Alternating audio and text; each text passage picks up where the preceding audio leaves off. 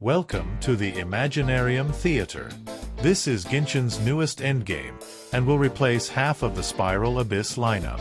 This is a random, draft pick, game mode, which means that there are no preset teams you can choose. Instead, we start with a few owned and trial characters, and as we fight through each stage, you pick up new characters and powers to help beat the upcoming fights. As this will replace the Abyss, there are Primo Gem rewards up for grabs, and there are special poses you can buy for characters as well. Today, we will try to beat the theater with only our own 4 stars, and trial 5-star characters. We will also not use friend support, an ability to get a powerful unit from a friend. This 4-star only run is currently possible because the restricted lineup is still extremely good. Electro, Pyro, and Anemo all have very good 4-star units, and there's a lot of them too. If a season that restricted elements to Hydro and Geo existed, then it might be even impossible to meet the 12-unit requirement for that season, using only 4 stars. For now though, let's go through the trials and thought process that took down the theater with all 8 special stars obtained. Let's start with our alternate cast selection. We have plenty of 4 stars to pick from, but there's clear winners over other picks. I decided to pick units and place them in 3 different categories: carries, supports, and fillers. Carries are your trump cards and should be spread out over the 8 rounds. If all carries run out of vigor by the endgame, we will lose. Supports should be used always with the units they are helping, and it's usually fine to burn their vigor as much as possible with the carries they go with. Finally, the mode will always require 4 units in a team, but that would mean burning out both carries and supports quickly, so filler units are great at filling the last 2 slots to help save vigor. In simplest terms, the goal of the theater's gameplay is to save enough vigor for strong teams to beat the harder fights. With all our 16 characters ready, we start with Act 1. An immediate issue is that our starting cast has so many on-field units. If we don't get off-field characters, we'll be forced to use 2 on-field units in one team, which will be horrendous for DPS. Our Electro alternate cast is exclusively off-field though, so we pick a random Electro to join the cast. We chose Sarah so that she can pair up with Chlorind. With all our points spent to get Sarah, we start the first round with this team. The Wanderer is by far the worst unit to use against the later bosses, so we will use him early on. Notice how much damage Overload takes out of the enemy HP. With enemy levels so low, Overload damage is pretty good, so Toma and Kuki are on EM builds to deal the biggest Overload damage possible. Later on, we will split Kuki and Toma into different teams that will further take advantage of Overload. If you are new to the channel, first of all, hi, and second of all, you might be surprised to find that I use EM Toma. He was very expensive to build, but over time, Toma EM found more and more situations to be useful, like in Virgin, Shovru's Overload comps, and now the theater. It took over 3,000 resin, 5 billets, and some really lucky ER substat rolls to make him a good unit, but I'm very happy to have such a unique unit that few others can say they have. In the early rounds, the trial units can still keep up with our own units, so we will try to use them early as much as possible. We still don't have quite enough filler units, so we pick up Lynette in Act 2. We pick up a free mystery cache. One of the choices will stop us from getting new characters, so it's not an option. Instead, we get one more choice in future mystery cache events. We switch Toma with Lynette so that he can be used on a team that benefits him better. The small Geobishaps may be annoying, but Swirl works well against pairs of enemies. Wanderer and Feruzin can carry this fight on their own, so Lynette is a good filler to help the other Anemo have their energy up, while Kuki keeps the team healthy and can easily apply Electro for Swirl. Once the hatchlings are down, we move on the big ones. One thing that the theater strongly encourages is mastering not only your units, but the enemy as well. In this case, I know that these bishops come in pairs, and so AoE damage and swirl does great against them. You will see here that we deal incredible damage at once to both of them at the same time, and they barely transform before we end the fight.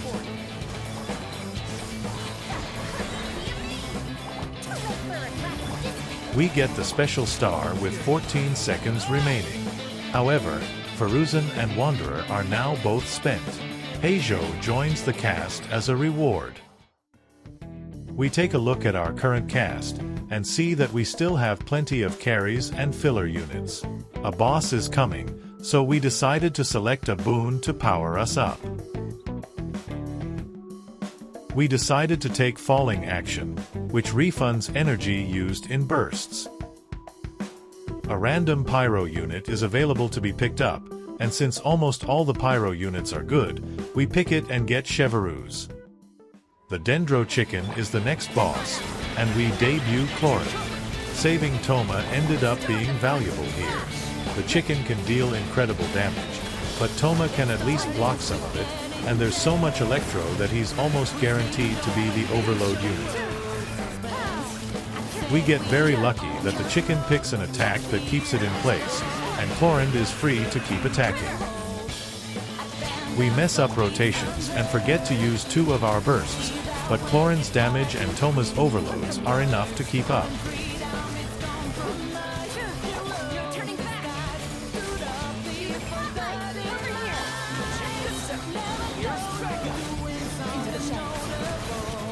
We fail to get the bonus objective of killing the chicken while in its down state, but we still have plenty of time to get the star. Sayu joins the cast.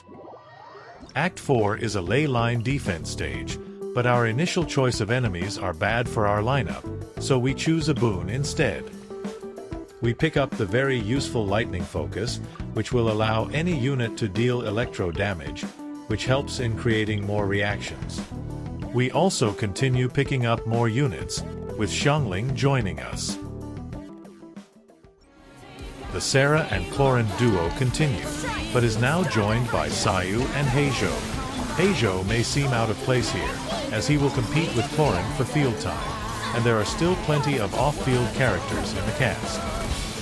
However, I decided to save the off-field units for the upcoming fights, and surprisingly, Heijo ends up performing extremely well. He benefits from Sarah's attack bonus, and doesn't really need too much field time, so he fit right between Chlorine's cooldown. I picked this enemy lineup because of our exceptional single target damage, and it was the right choice. While the ley line ended up taking a lot of damage, we are still far above the bonus objective.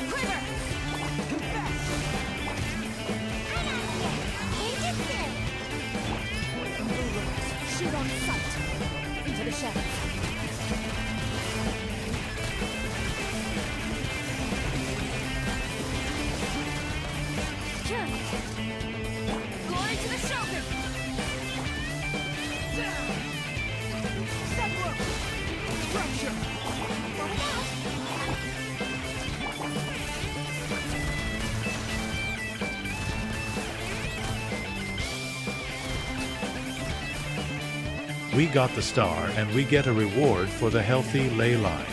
Beidou joins us next. In Act 5, the initial choices were uninspiring, so I took a re-roll. Unfortunately, the re-roll wasn't much better. This battle in particular is brutal, because the mimics will leave their signature exploding water balls on death. Unless you have good healing, it's usually not worth fighting. We re-roll one more time, and we get a free mystery cache. The cache doesn't have really anything great, but we do pick up the ability to re-roll future mystery cache. We pick up a random companion, and we get Gamming, since we need more filler units. We also get an enemy lineup we're very good at fighting. This team looks unusual, but Heijo and Beidou deal great AoE damage against the wolves, while Arlecchino gets guaranteed melt and vaporizes on the slimes. Sayu is here to save us from the wolves' corrosion.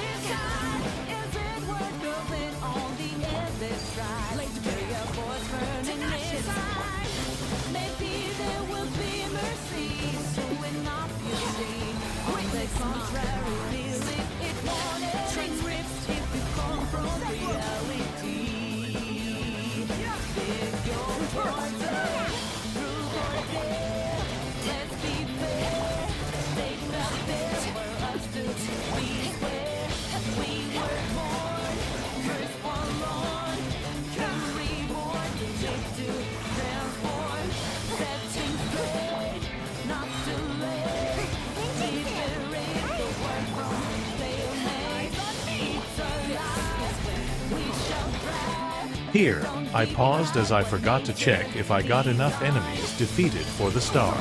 Fortunately, I already did. Lisa joins us after. In Act 6, we notice that we've saved up a large cast of powerful characters for the endgame, and Fischl is the last character we really want to get. We pick up Fischl and then pick up a boon. A Sucrose team will destroy the final Coppelius boss fight, so we pick up a boon that makes Overload teams even more powerful. We bring in this team against the boss fight. This team is risky with no healing against a high damage boss, but skillful play will bring the fight in our favor.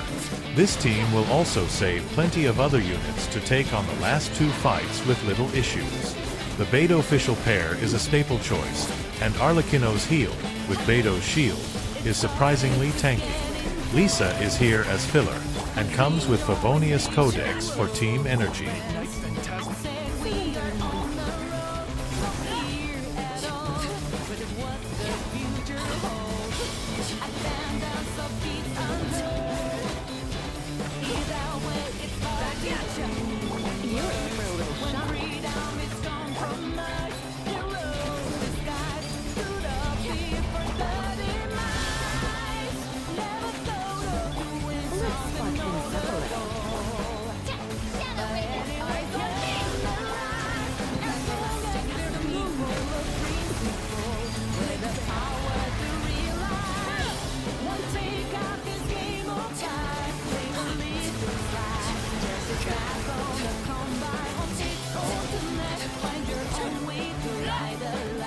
We easily beat the boss, and the last cast member, Sucrose, joins us.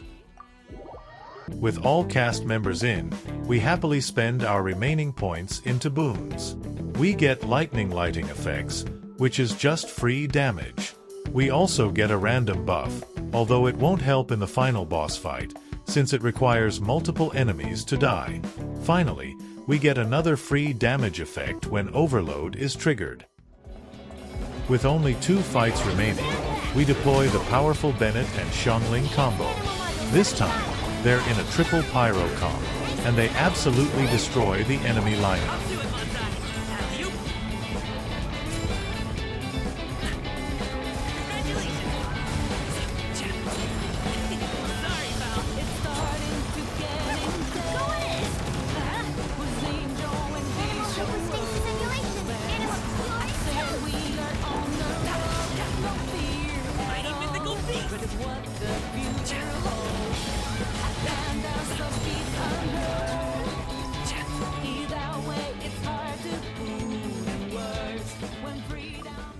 For the 8th and final act, we're absolutely set to win.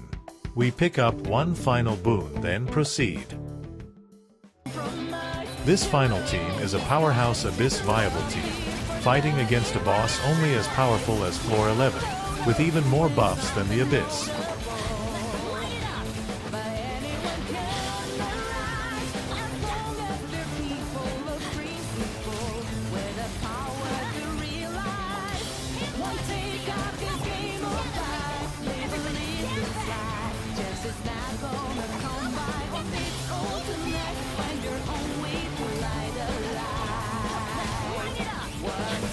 The dancer duo gets absolutely destroyed, and not only do we get all the rewards this season, we also secured all stars.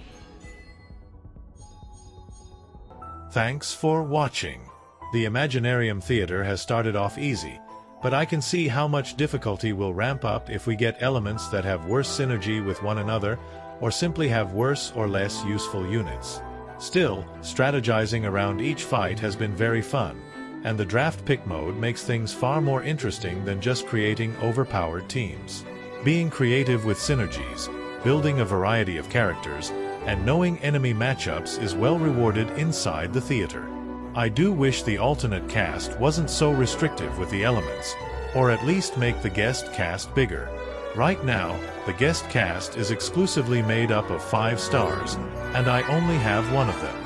I'm curious to see how other people will play this mode, especially since it's not possible to just copy and paste a solution found on the internet. Still, the mode is easy enough that if you do bring enough well-built carries, you will just defeat everything even with completely awful comps.